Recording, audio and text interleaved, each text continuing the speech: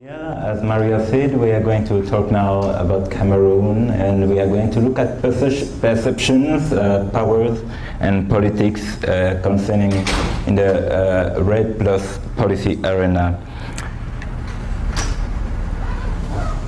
Okay, the presentation agenda is we are going to have the introduction with a quick refresh on REDD policy process in Cameroon. We are going to see networks in the REDD policy arena in Cameroon before giving a conclusion. Okay, in Cameroon, it is difficult today to assess the real place of non-state actors in the decision-making process because there are no data available on policy actors, first of all, and there are very few attempts to study actors in the forest arena. And a policy network analysis in REDD in Cameroon, for some of us in Cameroon it is opportune, for others it is questionable because they say, well, how to study policy processes in a state, in a failure state, in a state into brackets, and for others even in a non-state. But we think that whatever can be the result of its action, a state, Cameroon is a state, and this study was what to be done, and this is what we have done within the GCS REDD component 1. And we have three questions to answer. Who are the REDD plus actors in Cameroon, and what are their perceptions of the still discussed mechanism? What types of power relations do exist between these actors, and which directions to foresee in terms of REDD plus politics according to these perceptions and power relation between these actors? First of all, let us go to a quick refresh on REDD plus policy process in Cameroon.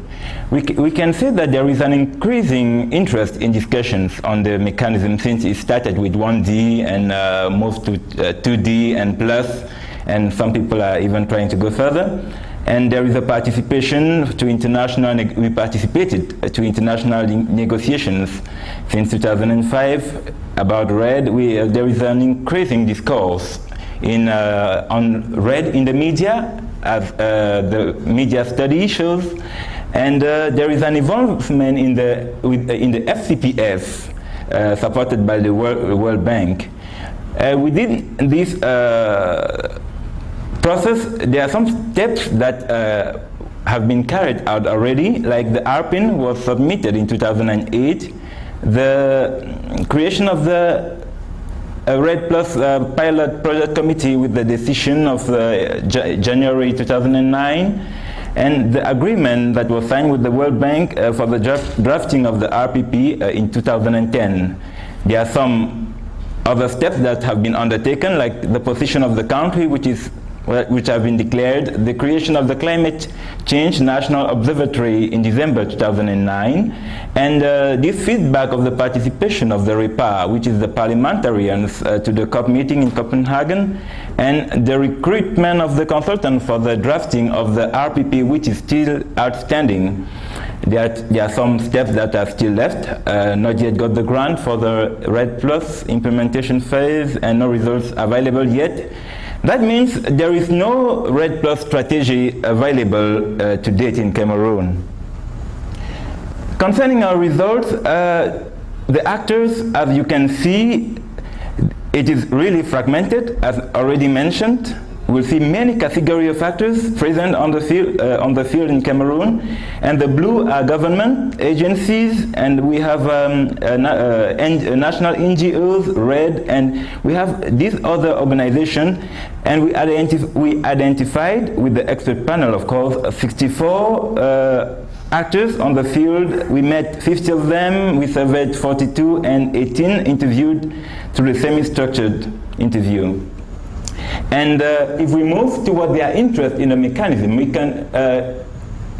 can notice that all the organizations are present in advocating, fundraising, networking, publication, project implementation, in all those different activities. They are there. But what we can notice, and which is really interesting, is that national NGOs and international NGOs are competing in these different activities. They are the most involved in those activities, and the state organizations are trying also to be involved in all these activities. And for now, business regulation, carbon market are the activities that are less interesting actors in the policy arena in Cameroon. Well, if we come to perceptions about REDD plus national strategy, there is a broad optimism about the feasibility of REDD in Cameroon, because people think, actors think, we have a good natural potential and a good, into brackets of course, forest legal framework. There are many REDD pilot activities undertaken on the field. There is an increasing political will, like the creation of this National Climate Change Observatory. But this broad optimism is conditioned by some challenges that are supposed to be tackled first. There is the MRV as a non-yet definitively closed concern. There is this coordination between agencies from different sectors, and the contradictions in and between some sectional laws, like for example forest and mining. If we have, if I present a map of forest plan in Cameroon with forest mining, if I overlap, if I put them together, you will see some overlappings on mining permits on forest areas, on reserve forest areas, and you will even notice that there are even mining permits overlapping with other mining permits. That means there are really some contradictions. And there is this issue about the form of the participation of the non-state actors to the decision-making process. And according to this, there are these discussions about this FPIC and this consultation process recommended by the World Bank, and people do not yet agree on what is going to be used. And there is the implementation of political decisions. In this case, for example, we have this National Climate Change Observatory that was created in 2009, but to date it's not yet implemented. We are still waiting the decree to appoint those who are going to run it. And if we come to networks in the REDD policy arena, mainly about influent actors, we will notice that this is what it looks like. The first thing is all the actors that we identified have been identified by other actors, by the interviewed actors, as important, at least once. That is why all of them are in the network. But if we try to consider the in degree, we will notice that those actors in REDD, which are government actors, are more central to the network, and those blues, international organizations, also they are really central, and those green, these ones are donors. They are the main actors in the central, they are highly centralized in the arena. And this leads us to say, to observe that government agencies are the more centralized organizations. Behind them we have international organizations and domestic NGOs and business organizations. And if we consider resources flow, information, for example, we'll notice that there is a high centrality of international actors in the information sharing.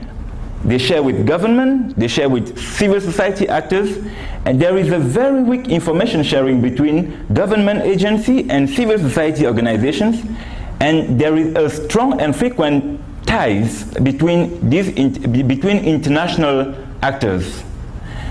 And if we continue to see about financing, there is a high centrality of international donors in financing, mostly towards civil society organizations, and from time to time towards the government. And the government does not finance. And no governmental agency acting as broker in financing. That means no money going through the government towards civil society organization, and the governmental organizations are competing with other category of organizations in search of financing. And That leads us to discussion and to say that the national coordination in Cameroon is a key challenge. Because people think this national coordination is going to be the place where all the concerns are going to find their solution. Participation, coordination, people will meet equity, people will meet there and we agree on everything. But what is not yet clear in people's mind is what about the participation to the coordination? They talk about participation as a whole, but the participation to the coordination remain also a big challenge. And there are very mixed feelings about the power relation between state actors and non-state actors, because the power is really, we have institutional decision power, which belongs to the government. We have material, that means finance and information, to the international organizations. And what we observe about civil society organizations is their structural weaknesses and their low voice in the Red Plus mechanism. And when we look at facts and influence of international organizations, that is their centrality in information sharing, in financing, and in activities implementation, and the difficult ownership of the process by national actors, we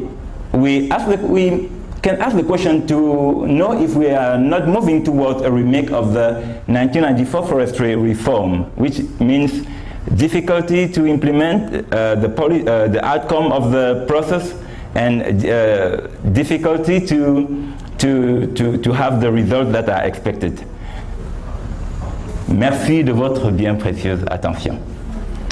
Thank you.